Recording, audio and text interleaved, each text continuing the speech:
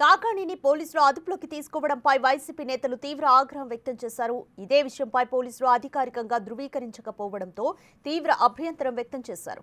కాకాణికి హాని తలపెడితే పరిణామాలు తీవ్రంగా ఉంటాయని హెచ్చరించారు. అరెస్టులతో వైసీపీని అణగదొక్కాలంటే ప్రజల నుంచి తిరుగుబాటు తప్పదని చెప్పారు. కుట్రలతో నిరాధారమైన కేసులు పెడుతున్నారని, కూటమి ప్రభుత్వం అభివృద్ధిని పక్కన పెట్టి ప్రతిపక్షంపై కక్షపూరితంగా వ్యవహరిస్తోందని ధ్వజమెత్తారు. కాకాణికి జిల్లా పార్టీ అండగా ఉంటుందని అన్నారు. కాకాణిని అదుపులోకి తీసుకోవడంపై జిల్లా పోలీస్ ప్రకటన చేయాలని డిమాండ్ చేశారు. ఎమ్మెల్సీ పర్వతరెడ్డి చంద్రశేఖర్ రెడ్డి. ఇష్యూ కూడా ఎప్పుడు కూడా ఇట్లా ఎవరో ఒకరు ఒక కన్ఫెషన్ స్టేట్మెంట్ బేస్ చేసుకొని కనుక అరెస్ట్ చేయడం కనుక ఇది కంటిన్యూ అయితే రేపొద్దున వైఎస్ఆర్సీపీ ప్రభుత్వం వచ్చిన తర్వాత ఏ నియోజకవర్గంలోనైనా కూడా ఏ చిన్న మైనింగ్ లోనైనా కూడా చేస్తారని చెప్పి ఎవరో ఒకరి దగ్గర నుంచి కనుక ఈ కన్ఫెషన్ స్టేట్మెంట్స్ తీసుకుంటే ప్రతి ఎమ్మెల్యేని కూడా అరెస్ట్ చేసే అవకాశం ఉంటుంది. సో ఇది మంచి పద్ధతి కాదన్నది కూడా ఈ రోజు ఇక్కడ ఉన్నటువంటి ఎమ్మెల్యేలు కానీ మంత్రులు కానీ మీరందరూ కూడా ఆలోచించాలా. ఎప్పుడైనా ఉందా ఈ సంస్కృతి? ఒక చిన్న ఆరోపణ ఎవరో చేస్తున్నారని చెప్పి పెద్ద వ్యక్తులను కూడా తీసుకొని వచ్చి రేపు అరెస్ట్ చేయడానికి వారిని తీసుకెళ్లి రిమాండ్ లోపల పెట్టి ఇబ్బందులు పెట్టడానికి గురి చేస్తే ఇంకెవరు మంచి వ్యక్తులు రాజకీయాల్లోకి వస్తారు? ఎందుకు సర్వీస్ చేయాలనుకుంటారు? ఈ పద్ధతి మంచిది కాదు. తప్పకుండా దీన్నంతా కూడా లీగల్ గా ఫైట్ చేయడం జరుగుతుంది. ఏ రోజుకైనా కూడా గోవర్ధన్ రెడ్డి గారు దీంట్లో క్లీన్ చిట్ తో ఆయన బయట వచ్చేదానికి కూడా అవకాశం ఉంది. ఎందుకంటే ఆయన ఏ విధంగా కూడా దాంట్లో ఆయన చేయలేదు. నేరుగా కూడా ఆ కేసుతో ఏ విధమైనటువంటి ప్రత్యక్షంగా కానీ పరోక్షంగా కానీ ఆయనకు సంబంధించినటువంటి ఇష్యూ. సో అనవసరంగా పెట్టినటువంటి కేసు కాబట్టి తప్పకుండా దీన్ని న్యాయస్థానాల మీద మాకు గౌరవం ఉంది.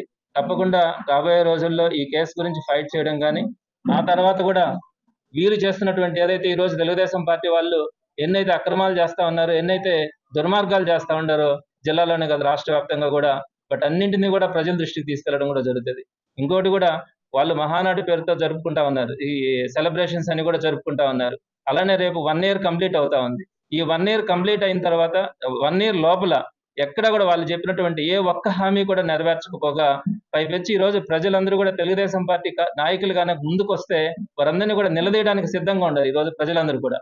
సో ఇటువంటి పనులన్నీ కూడా చేయకుండా అంటే ప్రజలని భయభ్రాంతులకు గురి చేయాలంటే ఆ నాయకుల్ని, ప్రతిపక్ష పార్టీ నాయకుల్ని అరెస్ట్ చేసి భయపెడితే ఈ ప్రజలు కూడా ముందుకు వచ్చే పరిస్థితి ఉండదన్న ఆలోచనతో ఈ రోజు ఇట్లాంటి నాయకులందరినీ కూడా వారి 1 year సెలబ్రేషన్స్ చేసుకునేదానికి దానికి ప్రజల నుంచి వచ్చే అసంతృప్తి కానీ వాళ్ళని ఆ అధికార పార్టీని ఎక్కడైతే ఎదిరిస్తారన్న ఆలోచన భయం ఉందో దానికి ప్రతిగా వీటన్నింటినీ కూడా ఈ ప్రతిపక్ష పార్టీ నాయకులను అరెస్ట్ చేయాలన్న ఆలోచనతో ఈ రోజు కాకాని గోవర్ధన్ రెడ్డి గారిని అరెస్ట్ చేయడం కూడా జరిగింది. సో మరి తప్పకుండా ఇది ఇంత మాత్రాన ఆగదు. ఏదైతే జూన్ 4వ తారీఖున అధినాయకుడు జగన్మోహన్ రెడ్డి గారు ఏదైతే చెప్పినారో వెన్నుపోటు దినం అని దాన్ని తప్పకుండా కూడా చేయడం జరుగుతుంది. అలానే గోవర్ధన్ రెడ్డి గారికి జిల్లా మొత్తం మీద కూడా ఇక్కడ ఉన్నటువంటి నాయకులు కానీ పార్టీ క్యాడర్ కానీ మొత్తం అండగా నిలబడడం కూడా జరుగుతుంది.